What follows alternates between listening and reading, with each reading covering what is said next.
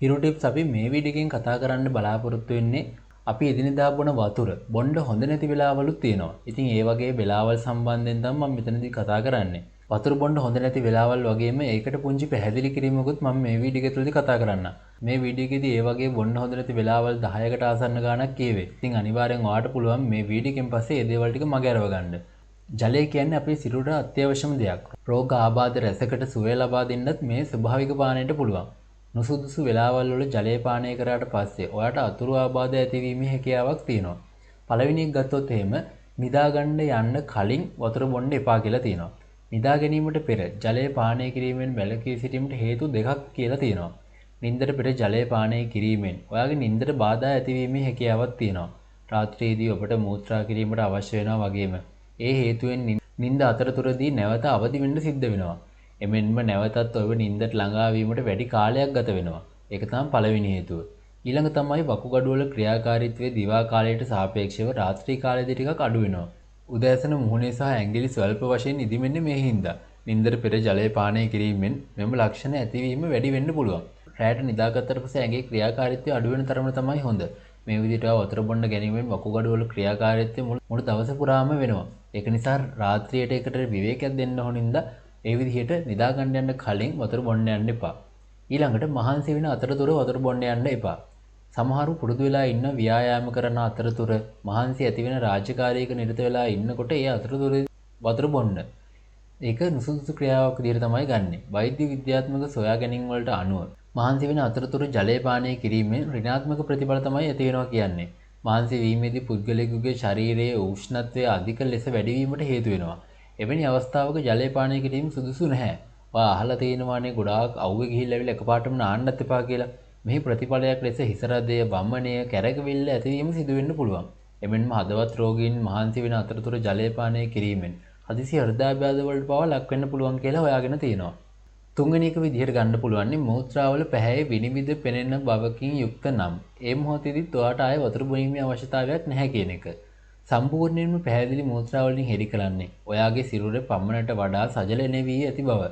එතකොට ඔයාගේ මූත්‍රා අවර්ණ නම් එයින් හැඟවෙන්නේ දිනය තුල ඔබ පානය කළ යුතු ජල ප්‍රමාණයට ආසන්න හෝ ඊට පොඩ්ඩක් වැඩියෙන් වුණත් ඔයා ජලය පානය කර ඇති බව. පමණට වඩා ජලය පානය කිරීමෙන් ඔබේ සිරුරේ අඩංගු සෝඩියම් මට්ටම පහළ බැසීම, හෘදයාබාධ ඇතිවීම, හයිපොට්‍රේමියා රෝගය වැළඳීම, කැරකෙවිල්ල, මානසික ව්‍යාකූලතා සහ මානසික අවපීඩනය වගේ බැරෑරුම් සෞඛ්‍ය ගැටලුවලට හේතු වෙන්න පුළුවන් එක. ඊළඟ දේ තමයි මිරිස් ආහාර ගැනීමෙන් පස්සේ ඇතිවන දැවිල්ල නැති කිරීමට වතුර බොන්න යන්න එපා. අධික මිරිස් ආහාරයක් ගත්තට පස්සේ උගුරේ හෝ බඩේ දැවිල්ලක් ඇතිවීම හරි සාමාන්‍ය දෙයක්. එවැනි අවස්ථාවක බොහෝ දෙනෙක් කරන්නේ ජලය පානය කිරීම. නමුත් එමගින් නැති වී තිබෙන දැවිල්ල සහගත ස්වභාවය ඉහළ යෑමේ හැකියාවක් තියෙනවා. එවැනි අවස්ථාවේදී දැවිල්ල අඩු කිරීමට සුදුසුම පානය වන්නේ කිරි වගේ පානයක්. ඒකට හේතු වන්නේ කිරි නිර්ද්‍රවීය පානයක් වීම.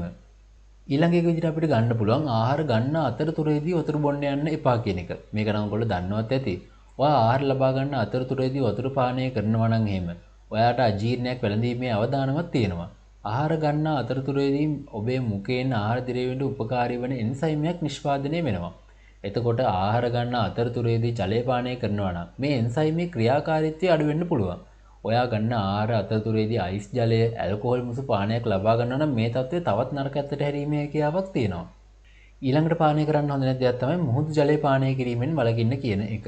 මුහුදු රැල්ලේ පෑගීමට, පිහිනීමට හෝ ගියපු වෙලාවක වැරදීමකින් හෝ මුහුදු වතුර පානය කරන්න යන්නත් එපා.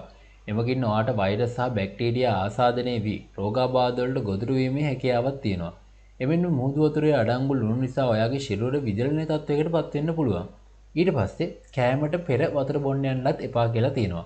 ආයුර්වේද වෛද්‍ය විද්‍යාවේ පැවසෙන ආකාරයට ආහාර දිරවීමේ ක්‍රියාවලිය සඳහා ඔයාගේ උදරයෙන් 150ක් ආහාරත් 125ක් වතුරත් ඊටු 125 හිස්ව තබා ගන්න ඕනේ කියලා තමයි කියන්නේ. ඒ නිසා ආහාර වේලකට පෙර වතුර පානය කිරීම එච්චර සුදුසු වෙන්නේ නැහැ. සමහර අය ගොඩාක් දුරට ගොඩක් වතුර පානය කරනවා. එසේ කිරීම මගින් ඔයාට පරිපූර්ණ බවක් දැනෙන නිසා ඔයාගේ ප්‍රමාණවත් තරම් ආහාර ලබා ගන්න නැති වෙන්න පුළුවන්. මොකද බඩ පිරෙන ගතියක් දැනෙන හින්දා. ඒ හේතුව නිසා ඔයාට නිසි පෝෂණයක් නොලැබෙනවා වගේම ආහාර දිරවීමට පවා ගැටලු ඇති කර ගැනීමේ හැකියාවක් තියෙනවා. ඒ වගේ අතුරු ප්‍රතිඵල ලෙස ඔක්කාරය සහ මලබද්ධ වැනි තත්ත්වයන් ඇති වෙන්න පුළුවන්.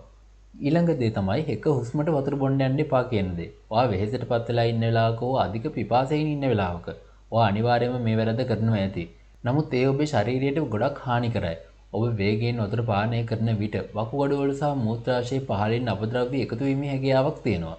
ඒ නිසා සෙමෙන් වතුර පානය කිරීම සුදුසු බවත් ආහාර ගැනීමෙන් අනතුරුව ආහාර දිරවීම සඳහා කුඩා වතුර උගුරක් පානය කර ගැනීම ඒ කියන්නේ ආහාර වේලත් එක්කම කාලය ඉවරිච්ච ගාම මෙහෙම පානය කරන එක සහ උගුරක් පානය කිරීම සුදුසු බවත් විශේෂඥයන් පෙන්වා දෙනවා. ඊළඟ දේ විදිහට අපිට ගන්න පුළුවන් මත්පැන් පානය කරපු වහාම ජලය පානය කරන්නත් යන්න එපා. මත්පැන් පානය කළ වහාම විශාල ප්‍රමාණයක් ජලය පානය කරවුවොත් එහෙම ඔක්කාරය ඇතිවීමේ හැකියාවක් තියෙනවා. සාමාන්‍ය වැඩි මට්ටමක් තමයි මම මේ කියන්නේ. ඒ විදිහට මත්පැන් පානය කිරීම කරන අතරතුරේදී මාරුවෙන් මාරුවට වතුරක් උගුරක් බීවට කමක් නැහැ. ඒක ඊළඟ දිනේ සජලනය දිගලන පවත්වා ගැනීමට වඩා හොඳ දෙයක් වෙනවා. ඊළඟට තේ හෝ කෝපි වගේ දෙයක් පානය කරපු වහාම ජලය පානය කරන්න යන්නත් එපා. තේ සහ කෝපි කියන්නේ මෘදු ඩයුරටික් එකක් තමයි වෙන්නේ. ඒවා මූත්‍රා නිෂ්පාදනය වැඩි කරනවා. වහාම ජලය පානය කිරීමෙන් ආමාශයේ අම්ලය තවදුරටත් තනුක කළ හැකි අතර ඒවා ආහාර දිරවීමට බලපෑමක් ඇති කරන්නත් පුළුවන්. ඔයා මේ තේ හෝ කෝපි පානය කරලා විනාඩි 15ක් 20ක් පමණ ඉඳලවත් වතුර බොන්න පුරුදු වෙන්න.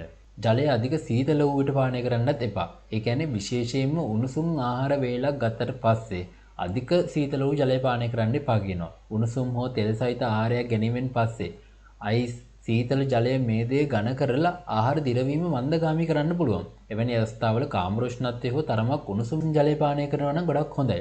ඉතින් මෙන්න මේ වගේ අවස්ථා තමයි තියෙන්නේ ජලය පානය කරන්න හොඳ නැති අවස්ථා විදිහට. ඉතින් මේ වගේම තවත් වෙලාවල ඔයා දන්නවනම් කමෙන්ට් එකක් දාන්න. ඉතින් මේ විදිහට එදිනදා ජීවිතයේ වැදගත් වෙන දැනුම, අලුත් දේවල්, සෞඛ්‍ය ගැටලු, සෞඛ්‍ය සම්පන්න වෙන්න විදිය කොහොමද ටිප්ස් වගේ දේවල් දැනගන්න කැමති නම් අපේ channel එක subscribe කරලා එකතු වෙන්න කියලා මතක් කරනවා. එහෙනම් අදට ගිහින් එන්නම් හැමෝටම සුබ දවසක්.